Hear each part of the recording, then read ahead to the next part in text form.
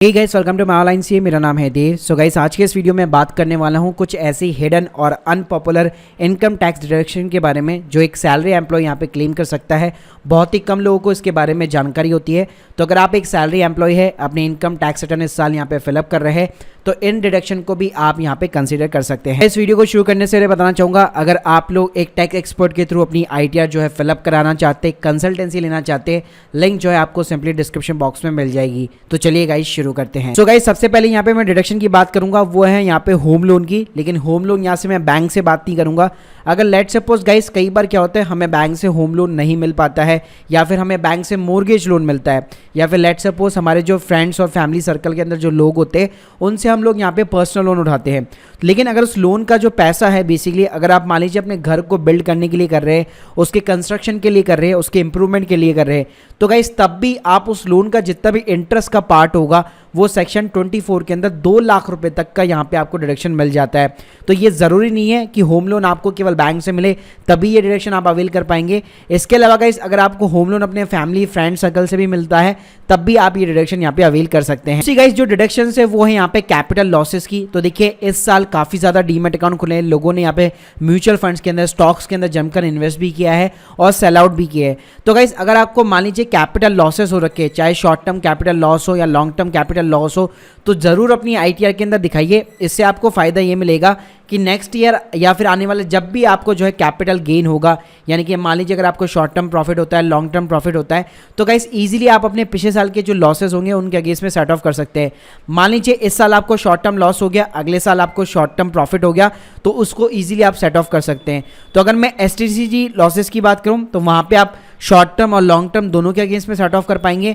वहीं पे अगर मैं लॉन्ग टर्म लॉसेस की बात करूं तो केवल आप उनको लॉन्ग टर्म प्रॉफिट के साथ में सेट ऑफ कर सकते हैं। इसके अलावा गाइस, आपको एक 80D के अंदर यहाँ पे आपको मेडिकल एक्सपेंसेस की डिडक्शन मिलती है। अगर आपके पेरेंट्स सीनियर सिटीजन है, यानी कि उनकी जो एज है वो 60+ है, मान लीजिए आपने उनका हेल्थ इंश्योरेंस नहीं करवा रखा, या अगर करवा भी रखा है तो नॉर्मली आपको लोगों को पता होगा हेल्थ इंश्योरेंस तभी मिलता है जब आप हॉस्पिटल के अंदर एडमिट होते हो। लेकिन मान लीजिए आपको वैसे नॉर्मली आप कोई खर्चा कर रहे हैं, उनकी दवाइयों के ऊपर खर्चा हो रहा है, या उनका कोई ऑपरेशन आपने करवाया, वहां पे आपने कैश का एक्सपेंडिचर किया और वो एक सीनियर सिटीजन पर्सन है, तो गाइस उनकी मेडिकल एक्सपेंडिचर पे जितने भी खर्चे हो रहे हैं आप उसको 80D के अंदर यहाँ पे 50,000 रुपीज तक यहाँ पे आराम से कंसिडर कर सकते हो। तो ये भी एक काफ़ी अच्छा ऑप्शन है टैक्स बचाने का, कि आपके पेरेंट्स के ऊपर आप जो एज ए मेडिकल एक्सपेंसेस कर रहे हो उनका भी आप यहाँ पे जो है डिडक्शन क्लेम कर सकते हो। इसके अलावा गाइस 80D के अंदर ही यहाँ पे आपको एक 5,000 रुपीज का हेल्थ चेकअप का एक्सपेंसेस का आपको यहाँ पे डिडक्शन मिल जाता है। अब ये हेल्थ चेकअप कुछ भी हो सकते हैं जो नॉर्मली हम लोग साल भर में कराते हैं, जैसे हमारे CBC ब्लड रिपोर्ट्स वगैरह हो गए, जो नॉर्मल रिपोर्ट्स हो गए। तो गाइस इजीली यहाँ पे आप without any kind of the proof 5,000 rupees या तो खुद के लिए या फिर अपने पेरेंट्स के लिए, दोनों में से किसी के लिए भी यहाँ पे कंसीडर कर सकते हो। इसके अलावा गाइस जो अगली डिडक्शन है वो है हमारी यहाँ पे HRA की। तो लेट्स सपोज गाइस, कई बार क्या होता है, मान लीजिए कुछ केसेस के अंदर जो कंपनीज है वो यहाँ पे HRA प्रोवाइड नहीं करती है, या लेट्स सपोज आपकी कंपनी ऐसी है जो आपको HRA का डिडक्शन यहाँ पे सैलरी में से माइनस करके नहीं देती है, लेकिन फिर भी आप मान लीजिए रेंट वगैरह पे करते हैं, आप रेंट के ऊपर रह रहे हैं, तो यहाँ पे 80GG करके एक सेक्शन है, उसके अंदर आप ये डिडक्शन अवेल कर सकते हैं।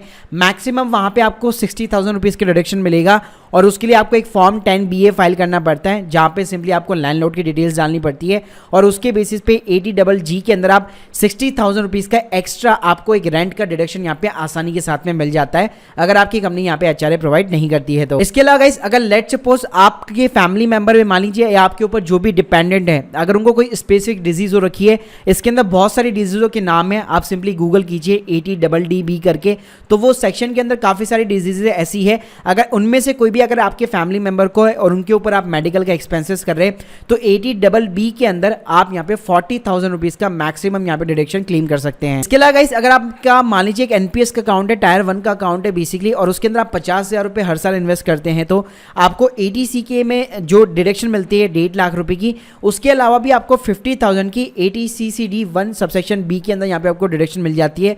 वैसे इसके ऊपर मैंने एक ऑलरेडी सेपरेट वीडियो बना रखा है। इसके अलावा गाइस, जो सैलरी एम्प्लॉय से इस साल मैंने देखे कई लोग यहाँ पे इंट्राडे, F&O इन चीज़ों के अंदर भी यहाँ पे डील करते हैं, तो वहाँ पे उनको काफ़ी सारे लॉसेस वगैरह होते हैं, तो जिनके भी यहाँ पे F&O के लॉसेस है वो इजीली गाइस अपने सेट ऑफ कर सकते हैं जितनी भी उनकी अदर इनकम है, क्योंकि F&O का जो लॉसेस होता है वो बिजनेस का लॉसेस माना जाता है, और बिजनेस के लॉसेस को आप डिविडेंड की इनकम के साथ में, आपकी रेंटल इनकम के साथ में, आपके बैंक इंटरेस्ट की इनकम के साथ में, मतलब सबके साथ में आप सेट ऑफ कर सकते सकते हो। केवल सैलरी की इनकम आप सेट ऑफ नहीं कर पाओगे, तो यहाँ पे F&O का लॉस काफ़ी अच्छा आपके लिए बेनिफिशियल होता है कि वो लॉस जो है आपकी जितनी भी अदर इनकम होती है उन सभी को सेट ऑफ कर देता है और आपका काफ़ी अच्छा यहाँ पे टैक्स बचाता है। इसके अलावा गाइस यहाँ पे ATE के अंदर आपको एजुकेशन लोन के ऊपर अगर आपने कोई इंटरेस्ट वगैरह पे कर रहे हैं तो उसके ऊपर भी आपको डिडक्शन मिलती है। इसकी मैक्सिमम लिमिट वैसे तो कोई मतलब लिमिट नहीं है, लेकिन पीरियड की लिमिट है कि मैक्सिमम या तो 8 ईयर्स या जब तक आप इंटरेस्ट पे करते हैं, दोनों में से भी जो भी पहले यहाँ पे पीरियड आ जाए। उसके अलावा गाइस यहाँ पे एक और डिडक्शन आपको मिलती है पॉलिटिकल पार्टी को डोनेशन के लिए, जो कि ATGGB और ATGGC के अंदर मिलती है। अगर आप किसी पॉलिटिकल पार्टी को डोनेशन वगैरह करते हैं तो वहाँ पे आपको डिडक्शन मिलती है। लेकिन देखिए कई लोग इसका मिसयूज़ भी करते हैं। अभी रिसेंटली यहाँ पे न्यूज़ आई थी कि कई सारी जो पॉलिटिकल पार्टीज है वो डोनेशन के नाम पे डोनेशन तो एक्सेप्ट करती है, लेकिन बदले में कमीशन काट के वापस जो है दूसरे हाथ से वापस एज ए कैश जो है वापस प्रोवाइड कर देती है। तो अल्टीमेटली वो टैक्स के डिडक्शन के लिए अल्टीमेटली पॉलिटिकल पार्टी जो है पूरी बनी हुई होती है कि कमीशन बेसिस पे उनको मतलब डोनेशन भी मिल जाए और साथ में वो कमीशन बेसिस पे नेक्स्ट हैंड मतलब कैश जो है यहाँ पे प्रोवाइड कर देती है जो भी उनको डोनेशन वगैरह करता है। तो देखिए ऐसे काम आपको नहीं करने। अगर आप जेन्युइनली यहाँ पे पॉलिटिकल पार्टी के अंदर डोनेशन करते हैं तब भी उसके आपको यहाँ पे डिडक्शन लेनी है। साथ में अगर आप पॉलिटिकल पार्टी के अंदर नहीं करना चाहते तो ATG के अंदर जो चैरिटेबल इंस्टीट्यूट होते हैं वहाँ पे भी आप जो है डोनेशन वगैरह कर सकते हैं।